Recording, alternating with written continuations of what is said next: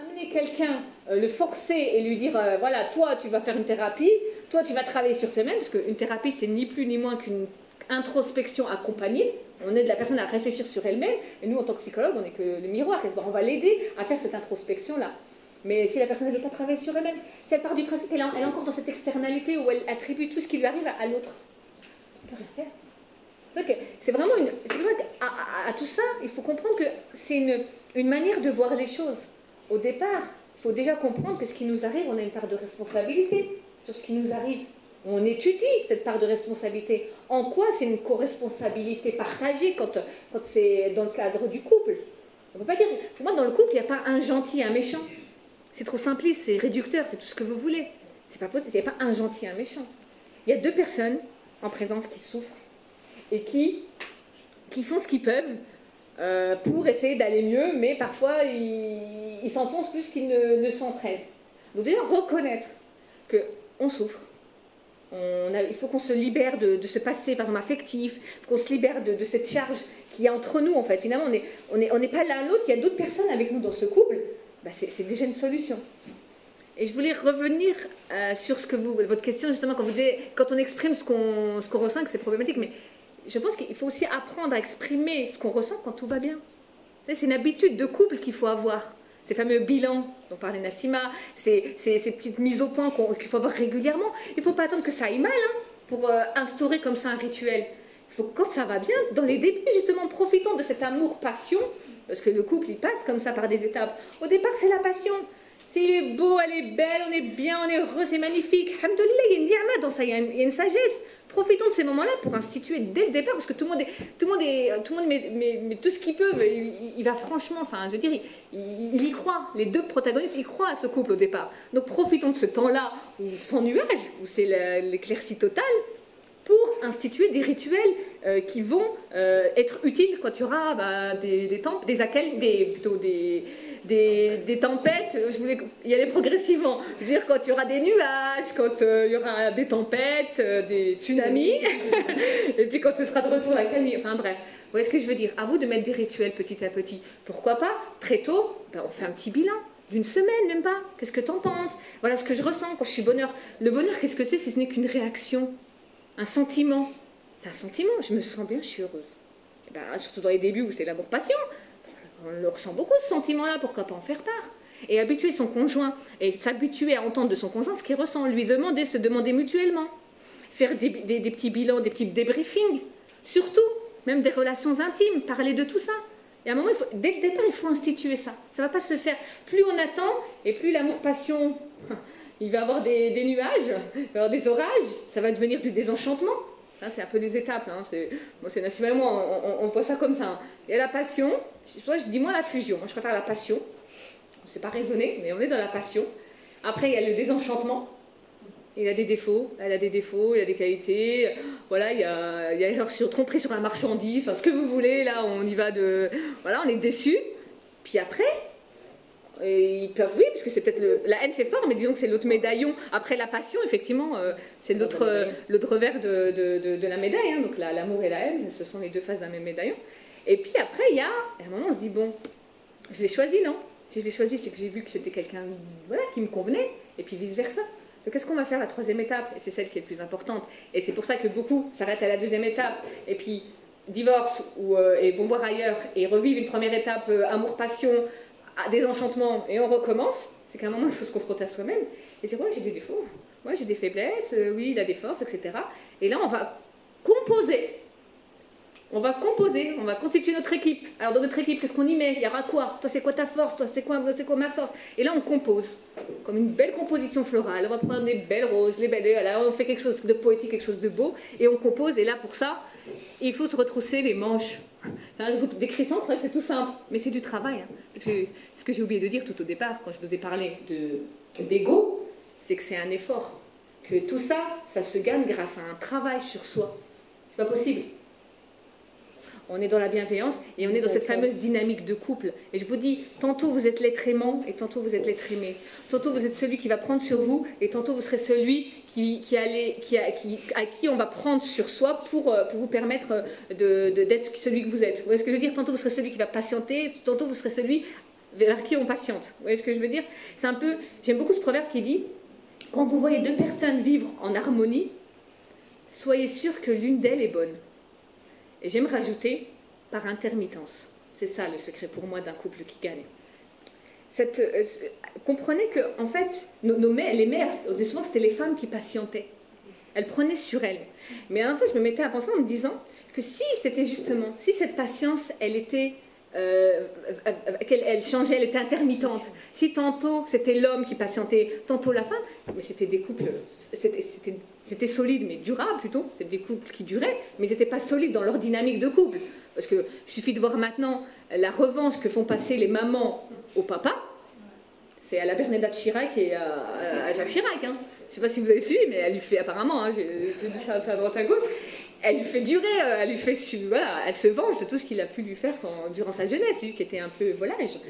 Et du coup, c'est un peu ça. Il y a les mamans maintenant de la génération des années 45 et autres, de l'ancienne génération. Vous me suivez là? Ça vous parle ce que je vous dis ou pas?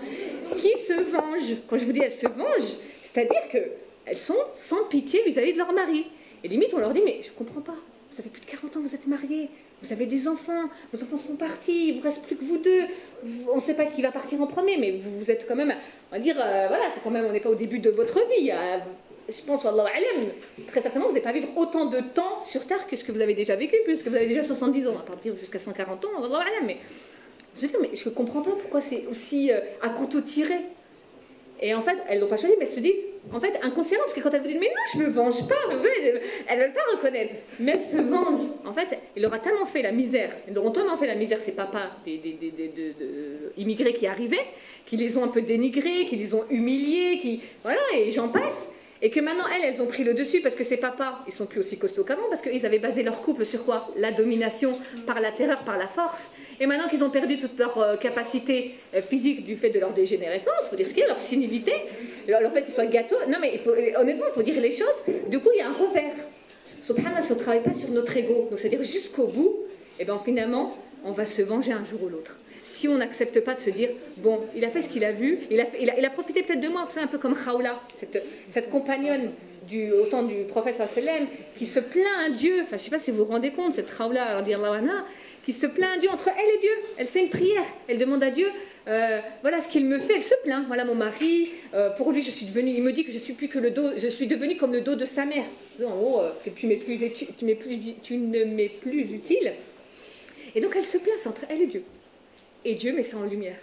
Et il le révèle au prophète sallam en disant, Dieu il a entendu celle qui se plaignait et qui se plaignait de son mari parce que son mari, voilà ce qu'il dit d'elle. Il a profité de sa jeunesse, il a profité de quand elle est en pleine croissance, sa beauté, etc., son intelligence. Et maintenant qu'elle est, voilà, maintenant que les ravages de la vieillesse, et Alhamdoulilah, pour moi c'est une grande chance pour celui qui la vit, hein, qui vit la vieillesse.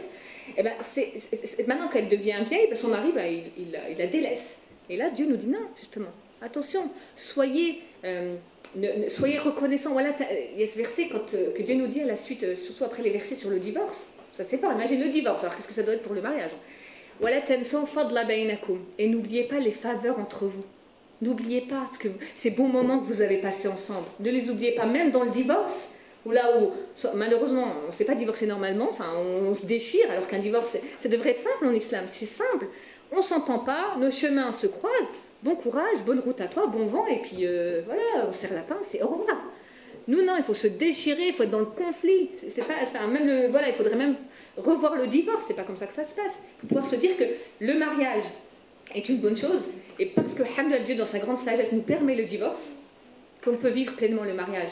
Beaucoup se trompent et vivent mal leur mariage parce qu'ils commencent en se disant qu'il faut que ce soit un mariage éternel. Vous imaginez la pression qu'on se met? Je sais pas, éternel. En plus, on nous dit, je vais te donner moi la khira. Waouh. Je sais pas vous, mais ça fait quelque chose quand même. Oh, c'est trop là, attends, s'il te plaît. Juste 1 mois, 2 ans, 1 an, 2 ans, on va voir. Je sais pas, tu me dis déjà l'éternité, c'est énorme. Comme disait Woody Allen, l'éternité c'est très long, surtout à la fin, enfin, pour blaguer là-dessus, mais c'est long. À un moment, il faut se dire, non, on est un couple provisoire. On est un couple provisoire. Oui, il ne faut pas avoir peur de ça. C'est comme si je vous enfermais dans une pièce et je ne vous mettais pas de fenêtre, pas d'issue.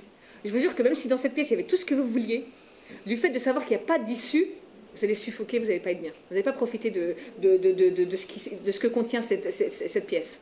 Donc le divorce, le fait que Dieu nous dise, d'accord, des choses les plus détestées, c'est celle qui est autorisée, mais elle est autorisée.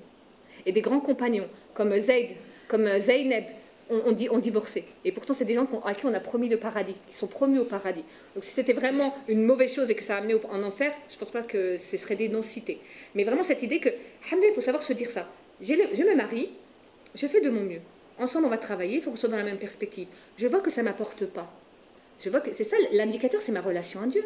Beaucoup ne se sont sentis aussi éloignés de Dieu que depuis qu'ils se sont mariés. C'est grave. Beaucoup n'ont jamais autant péché que depuis qu'ils sont mariés. N'ont jamais eu les yeux baladeurs autant que depuis qu'ils sont mariés, depuis qu'ils ont connu ce que c'était le sexe opposé. Maintenant, ils voient tout autrement. C'est grave quand même. Il y a un moment, il faut se poser des questions. Et je reste mariée, et je reste quand même dans ce couple-là. Pourquoi? Pour dire qu'on est marié? Pour avoir ce statut social? Je suis mariée. Comme disait Neuberger, c'est un psychanalyste et psychiatre de la thérapie familiale, de couple. Lui, il parle, j'aime beaucoup parce qu'il dissocie deux dimensions dans le couple. Et tout à l'heure, vous en parliez sans vous en rendre compte. Il dit qu'il y a la dimension, ce qu'il appelle la maison couple. Donc c'est ce dont je vous parlais, le statut, en fait. Se dire cette identité, ce groupe, appartenir à ce couple-là. Je suis la femme d'eux, c'est le mari d'eux. Voilà, ça c'est la maison couple. Et puis, et de l'autre côté, il y a la dimension, on va dire, la relation amoureuse. C'est le couple en lui-même, l'intérieur du couple.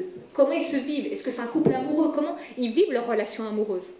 D'accord? Et parfois, il y a une dissonance dans le couple, parce que des fois, quand on discute avec des couples, on se rend compte qu'il y en a un qui se situe au niveau de la maison couple, il va dire, mais qu'est-ce qui se passe? Je suis mariée, tout va bien. Et puis, il y a un autre qui se plaint parce que dans la relation amoureuse, c'est fade. Et puis, oui, dans le statut, tout va bien. Mais c'est pas ça.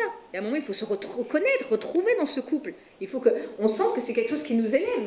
On se marie pour pouvoir être apaisé. Ça peut être cette dua.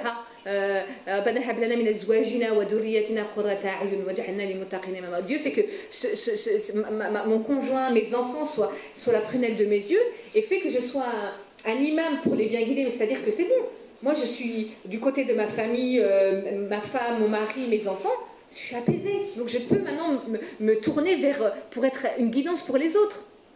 Mais beaucoup, c'est pour ça que je vous dis, des fois, ça me fait rire quand on a des grands projets de société. Puis je vais me dire, mais arrêtons-nous juste sur la cellule familiale, le couple. Mais c'est une catastrophe. Tu veux réformer la société, mais même ton couple, tu n'y arrives pas. C'est une micro-société, tu n'y arrives pas. On fait comment? Honnêtement, dis-moi comment tu es en couple. Si le couple, tout va bien, oui, ça doit être un tremplin. Ça doit être une force qui va faire qu'on va pouvoir après œuvrer dans la société. Mais si je suis malheureux ou malheureuse en couple, je ne peux rien faire. Hein. C'est pas vrai. Ce ne sera pas ce qurrata'ayun. Il faut que je puisse me dire, voilà, ma femme, mon époux, je suis apaisée par rapport à ça. Ma relation, je la travaille au quotidien, c'est une valeur sûre, j'ai confiance, on est dans ce travail-là régulièrement. Mais voilà, maintenant je peux m'œuvrer pour autre chose. Le couple, ça devient un fléau, un fardeau quand on est tourné en fait l'un vers l'autre tout le temps, quoi. Ce que disait Saint-Exupéry, on disait en vrai, l'amour, le vrai, c'est qu'on ne se regarde pas l'un l'autre, on regarde ensemble vers la même direction. On en est où de l'intention de départ? Vous vous rappelez? Oui, le mariage, c'est la moitié de la foi. Oui, le mariage, c'est pour voilà, cheminer vers Dieu, faire une sunna du prophète. On en est où? Quand on gratte un petit peu, on en est nulle part. On se rend compte qu'on retombe dans nos plus viles intentions du nefs, c'est-à-dire je veux mon petit confort pépère avec mon mari, mon petit appartement, mon CDI, ma voiture, mes vacances, tranquillou, une belle famille, pas trop ennuyante si possible, une famille qui est à côté de moi et qui me soutient, magnifique. Des enfants, attention, des enfants. Moi je me marie, je veux des enfants, c'est un dû. C'est un dû, je fais ce qu'il faut, j'ai pas d'enfants, je comprends pas. Oui, il nous arrive, on nous pose la question comme ça. Je comprends pas, pourquoi j'ai pas d'enfants? Allô, subhanallah, un enfant est une ni'ama, un enfant est un cadeau, ce n'est pas un dû, même si la médecine qui se croit toute puissante et nous explique que, oui, la rencontre d'une ovule et d'un spermatozoïde, mais ce que vous voulez. Dites ce que vous voulez. Allah la kulli qadir. Il décide de tout, il n'y a pas d'horloge biologique ou de je ne sais quoi. Donc attention à ne pas se laisser embourber là-dedans. C'est que quand on étudie aussi, on lit la sira du prophète sallallahu alayhi wa sallam, on lit ça aussi par rapport avec ce prisme-là.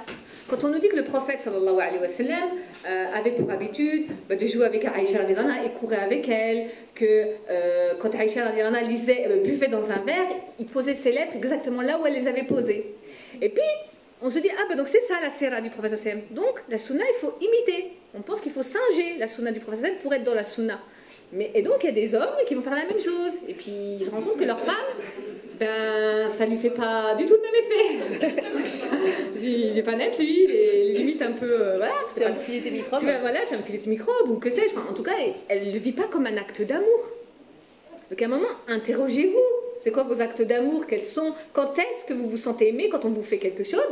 Et comment votre conjoint, lui, se sent aimé quand vous faites quelque chose? Vraiment, c'est une relation interpersonnelle de deux individus.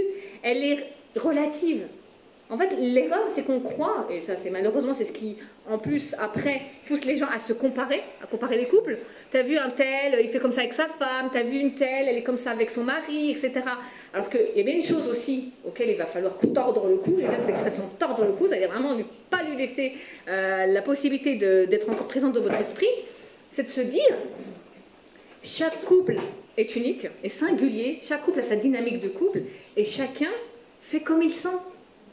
C'est ça cette idée de c'est un vêtement, à chacun faites comme vous voulez, et votre petite cellule famille, cette cellule conjugale, on va rester dans la cellule conjugale, faites comme vous le sentez, vous êtes libre, il y a un cadre, mais après dedans faites ce que vous voulez. Chaque couple est unique, il n'y a pas à se comparer. Et l'erreur c'est que beaucoup se comparent. Ouais, moi je vois le mari d'une telle, t'as vu, elle lui offre des fleurs, comme disait tout à l'heure Nassima, elle lui offre tel parfum, elle fait ci, c'est ça. Non, mais c'est pas ça. Pour certains, se sentir aimé, c'est quoi? C'est un regard. C'est un appel le temps de midi pour montrer que tu penses à moi. C'est quand j'arrive, Nassima elle faisait part de cet exemple dans un atelier, la femme elle vient, elle enlève les chaussures à son mari. Ah mon Dieu, vers la soumission de la femme. Ouais, pour nous peut-être, mais pour ce couple-là, ben, c'était un acte d'amour. Et c'était comme ça qu'ils se prouvaient qu'ils s'aimaient. Ils se sentaient aimés, elle n'y voyait pas du tout un acte de soumission envers son mari, mais au contraire un acte d'amour pour lui. Et puis voilà, tout va bien. C'est pour ça, ça s'appelle l'intimité. Vous savez, mesdames, messieurs, regardez ce qu'il y a dans votre couple. Ne dites pas moi je fais ci ou je fais ça, ça vous regarde. C'est qu'entre vous et à vous deux de trouver ce qui vous correspond et ça reste entre vous. Il n'y a pas d'obligation. C'est chacun selon ses ressources et ce qu'il peut. Vous voyez, ça c'est fondamental en fait. Tout dépend du degré de complicité et de sincérité dans le couple. Parce que je trouve que cette idée de prendre sur soi pour faire plaisir, il y a un petit peu d'hypocrisie derrière. Parce qu'à un moment donné, on prend, puis à un moment donné, ça explose que oui, moi ça fait 20 ans que je fais ça pour te faire plaisir. Qui c'est qui t'a demandé de faire ça? Je ne suis même pas au courant, non, je t'ai jamais rien demandé, voilà ce qu'on rétorque. Et l'autre se sent trahi parce qu'elle s'est sacrifiée, lui se sent trahi parce qu'elle lui a rien demandé, puis maintenant elle lui reproche. Donc c'est pour ça que tout dépend de l'état de complicité, mais la complicité se construit, on s'assoit, moi, voilà, pour te faire plaisir, j'ai envie de faire ça, est-ce que ça te fait plaisir? Comme on dit, on prend sur soi, on est gentil, un jour c'est un sourire, deux sourires, puis après quand on n'en peut plus et que la cocotte elle est pleine, c'est l'explosion. Prends pas sur toi, viens on s'assoit, on discute. Et ça c'est fonction de chacun et de ses ressources aussi. Il y en a qui peuvent prendre énormément sur eux, parce qu'ils ont un vécu différent, et il y en a d'autres qui ne peuvent pas. Chacun selon ses ressources. C'est ça qui est important, subhanallah, madame elle l'a rappelé, chacun selon sa manière d'avoir été éduqué, de vivre actuellement, ses attentes et ses besoins. Quand on se marie, le musulman qui se marie va compléter sa foi. Mais qui est mal compris aujourd'hui, parce que déjà on n'a même pas la moitié, on cherche l'autre moitié. Non mais dis l'autre moitié, Nassima. La suite, la suite du hadith. La suite du hadith. Voilà. Vas-y. Et qu'ils craignent Dieu. Ah oui. Justement, l'idée du mariage, honnêtement, dans ce dont on parle depuis tout à l'heure, c'est que le mariage va être ce moyen par lequel on va travailler notre ego. Donc c'est ça, le mariage est la moitié de la foi. Il va nous permettre justement c'est une interprétation, hein. Là, on est filmé, donc honnêtement, ils doivent vraiment bondir de leur siège, là, dire mon Dieu, qu'est-ce qu'ils nous racontent celle-là. Mais, et cette idée le but de cette vie, ce cœur, la foi, la foi se loge dans le cœur. Nous sommes d'accord jusqu'ici. Donc cette idée qu'on va travailler sur ce cœur, on va le purifier, et que ce couple, ce mariage va être ce moyen, un des moyens. Parce qu'il y a des gens qui ne se marient pas. Mais ce que je veux dire, ils ont utilisé d'autres moyens. De grands savants, Ibn Taymiyyah et j'en passe, qui ne se sont pas mariés.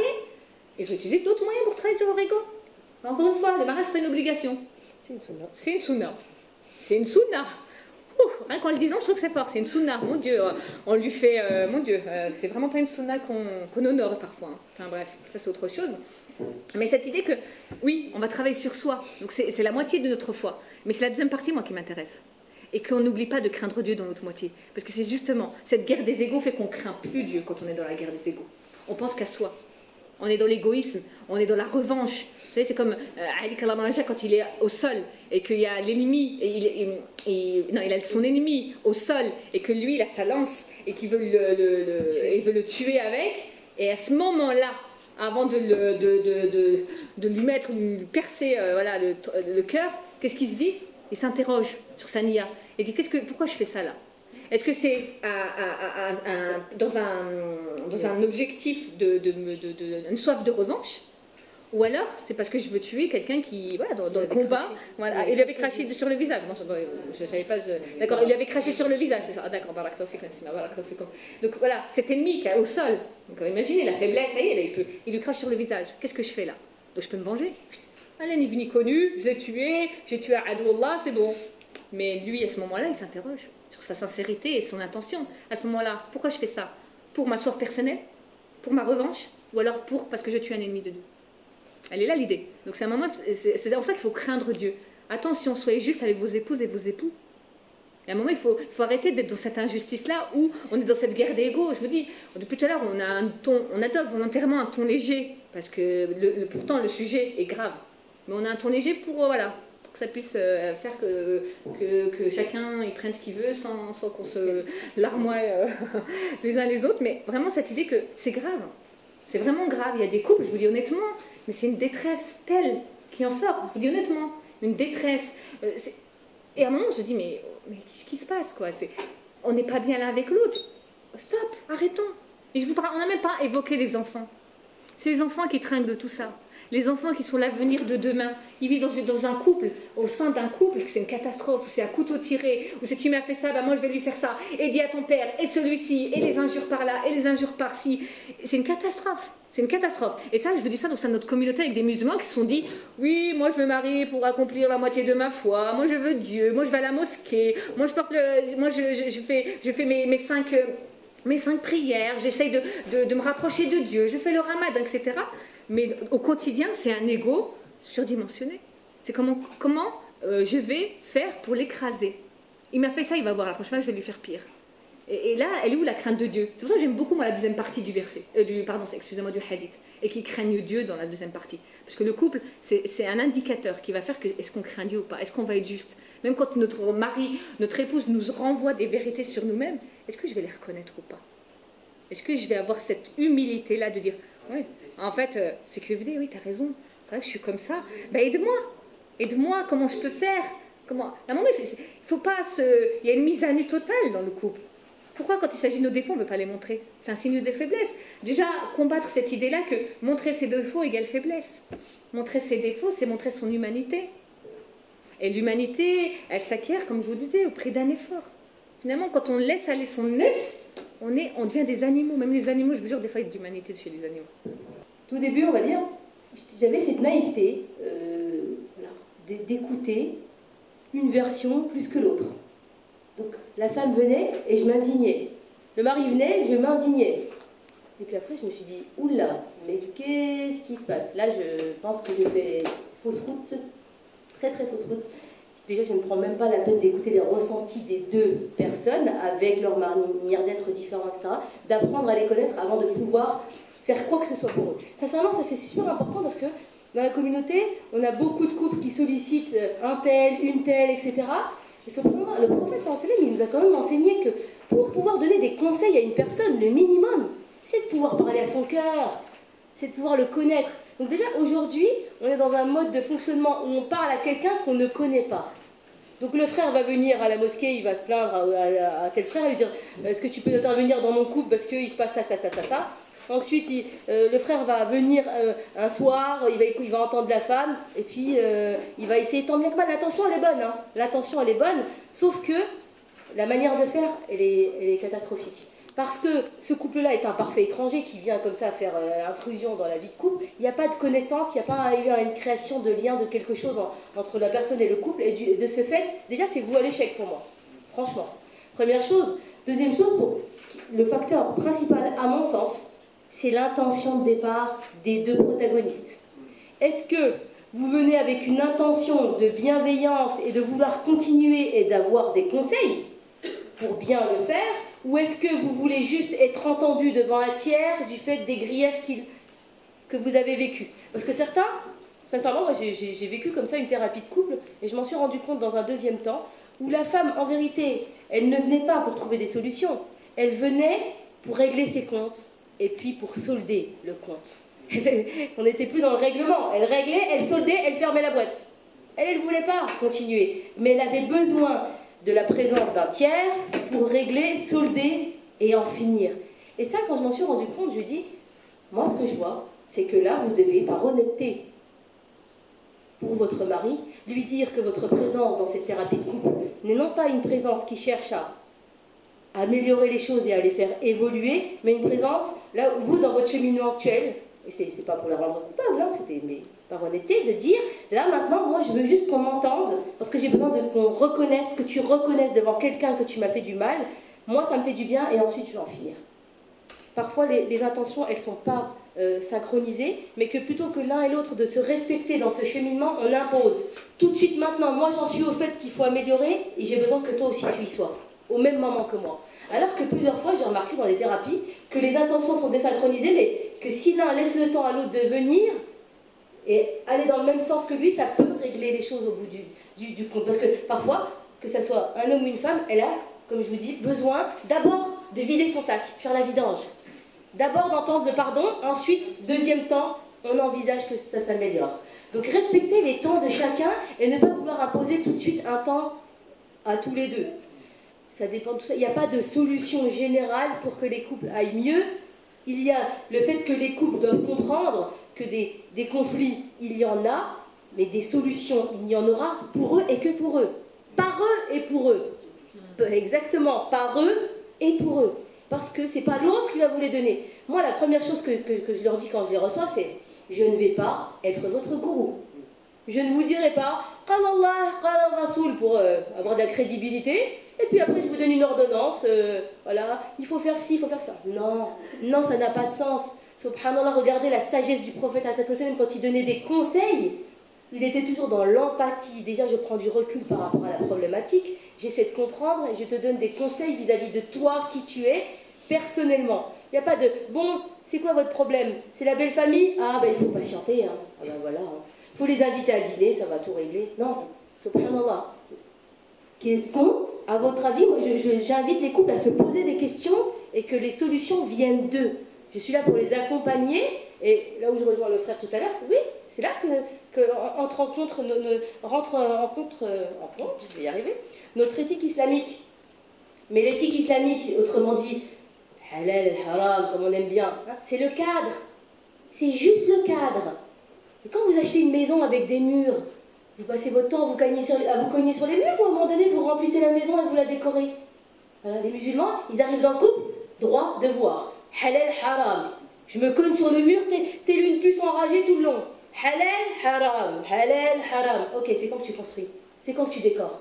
C'est quand que tu aménages. C'est quand que tu organises l'espace. Ou toute ta vie, dans les couples, c'est une question de tribunal. Parce qu'on n'a pas compris qu'on était deux individualités, alors on se cache derrière le Coran et la Sunna. Ça ne veut rien dire. Ça ne veut rien dire. Le Coran et la Sunna sont des garde-fous. Les murs, ni plus ni moins que les murs. À l'intérieur des murs, on construit et on essaie de se comprendre. N'ayons pas peur de ça, voilà, hop. Qu'est-ce qui fait que vous restez ensemble? Vous savez, parfois, des couples qui se déchirent. Moi, j'en ai vu des fois, un homme qui s'est levé, qui allait gifler sa femme. Parce qu'il n'a pas osé, il n'a pas accepté, il n'a pas aimé, apprécié qu'elle dise des choses de lui, devant moi. Donc il a voulu la gifler. Et là, on se dit, mais madame, qu'est-ce qui fait que vous restez avec cet homme? Et puis, on se rend compte parfois, il y en a, ils ne se sont jamais posé la question. Parce qu'on a encore une fois, dans ce couple, il faut qu'il dure. Il faut qu'on dure, coûte que coûte. On est mutilé de partout, on est meurtri, on est loin de Dieu. Ça va pas, mais on reste ensemble. Pour moi, c'est pas être martyr, ça. Hein. Ça, c'est être complètement à la masse. Il y a un moment, stop. Ce couple-là, il n'apporte pas ce qu'il me faut. Il faut que j'ai c'est du courage. Ouais. Pour moi, pouvoir divorcer en pleine... Enfin, je fais pas l'ode... c'est pas l'éloge au divorce, mais il y a un moment, stop. Arrêtons d'être mariés pour se marier et comprendre encore une fois que c'est un moyen et que l'objectif c'est Dieu. S'il m'éloigne de Dieu, c'est mon indicateur, c'est celui-là, et que je suis loin de Dieu et que je me perds. avec mon conjoint. Il y a des couples qui vous disent, mais c'est toujours la guéguerre. Il n'y a pas un jour qui se passe sans qu'il y ait un conflit. Puis ils vous disent ça avec le sourire. Je dis, mais en fait, ils sont accommodés de ce climat de tension. Mais je me dis, mais c'est pas normal, c'est pas ça. C'est pas possible. Les tensions, elles doivent venir de l'extérieur. À la maison, c'est un refuge. Ma maison, ça doit être un havre de paix. Il faut que je m'y sente en sécurité, je m'y sente bien.